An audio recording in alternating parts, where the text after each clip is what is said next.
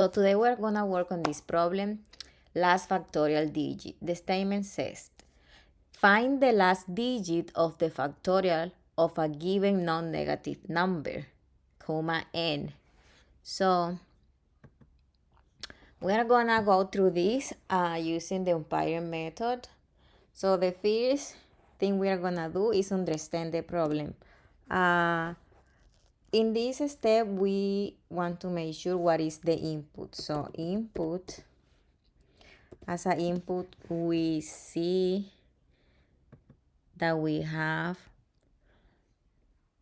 non-negative number. That's the input. So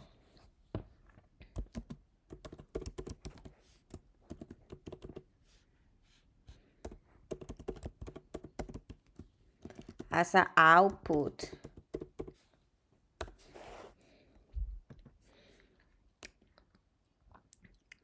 we can see here, find the last digit of the factorial. So as an output, we are gonna get the last digit of the input.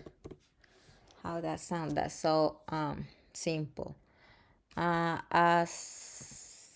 And then we come up with an example. Example, if we have as an input the number 4, as an output, we are gonna get number 4. Why? Because we have that 4 factorial equal 4 times 3 times 2 times 1, which is 24, and then the last digit of 24 is 4. That's why the output is 4. So now let's go with the next step, which is matching. Here I can see we can implement a for loop. And I think for getting the last digit of this number, we can use the module, so the division. And then also I remember that we did a similar problem, exercise called factorial in, I think, 201, I think. So and then the next step, we have the plan. Okay. So here we are gonna, as the word say, planning. How are you gonna solve this problem? In the plan, well, the first thing we need to do is to get an input from the user, right? So input and integer. The second thing we are gonna do, we're gonna create a variable. To save the factorials, the result of each multiplication. Create a variable. I am gonna call my variable fat. Okay.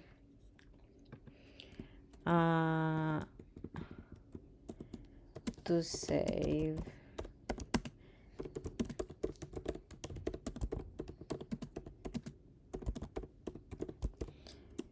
as there, we are gonna create a loop, a for loop, and then this loop is gonna go through the range from 1 to the integer. Why we want to do this? Because we want to multiply each number from 1 to 4.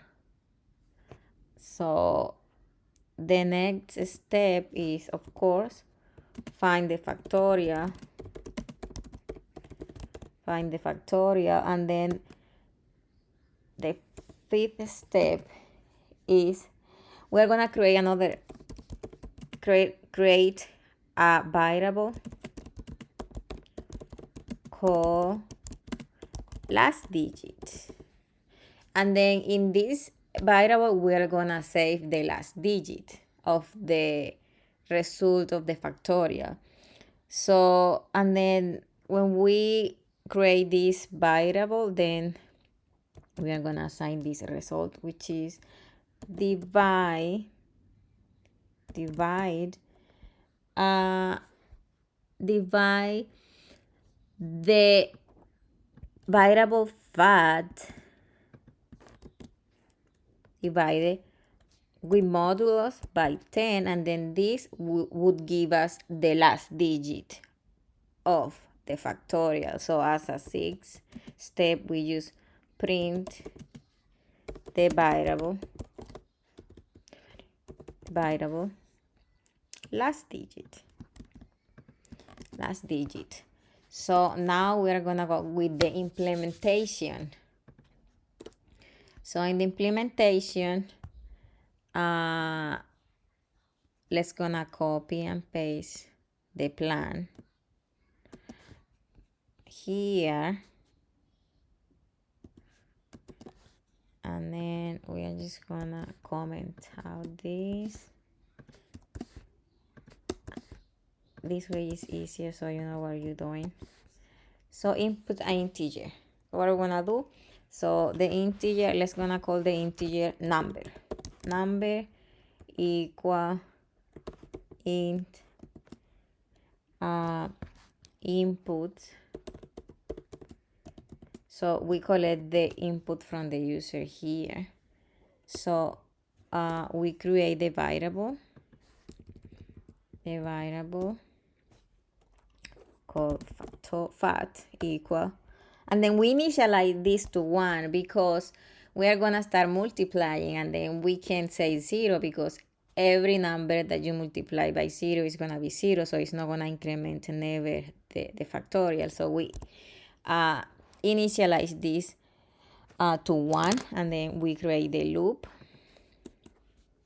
The loop is for I in range of 1 to the number plus 1, the number plus 1. Then we find the factorial. So we say fat, which is this one, factorial, equal factorial times I, right?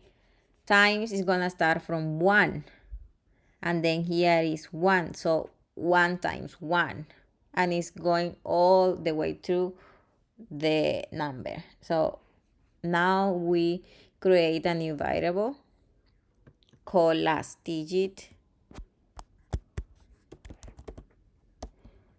and then what we do with this variable is that we multiply.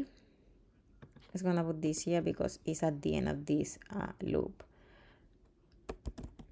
We divide, factorial module 10, which give us the last number, the last digit of the factorial number. So at the end, we're just gonna print last digit, and then this should work. Let's gonna try. So input, let's gonna try the number 4, which was the example we did before.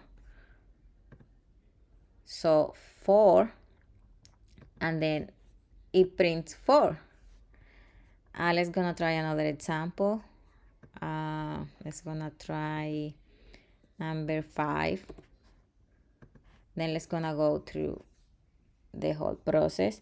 So we create, we input the variable 5, and then we create a variable called factorial, and then we initialize it to 1. So we keep going, and then now we create a for loop. So in this case is 1 because we say here 1, and then factorial equal factorial times 1. So at the beginning it was 1. 1 times 1 is 1. So in this case, factorial is gonna keep having the value of 1. Then now again is going to the loop because it haven't finished yet. We say here until the number plus 1. So we keep going. In this case, I is going to be 2 now. We can see here I is 2 now. And then we keep going, and now factorial, which is 1 times I, which is 2, is going to be 2. So we see here factorial is 2 now. Now I should take the value of 3. We see here is 3. And then now factorial right now is 2 times I, which is 3. It should be now 6. We can see here factorial is 6. And then it goes again because still I is less than the number we input, which is 5. So now I is 4. And then now factorial, which is 6. 6 times 4 is 24. We have here 24. And then now I take the value 5. And then 24 times 5 equal 120. And that's it. So now what we do is we take factorial, which is 120, and divide it with modules by 10. So that way we get the last digit. In this case, we should get 0. So we divide, and then the last digit is equal to 0. And then print the last digit. So that's why at the end we get 0 here.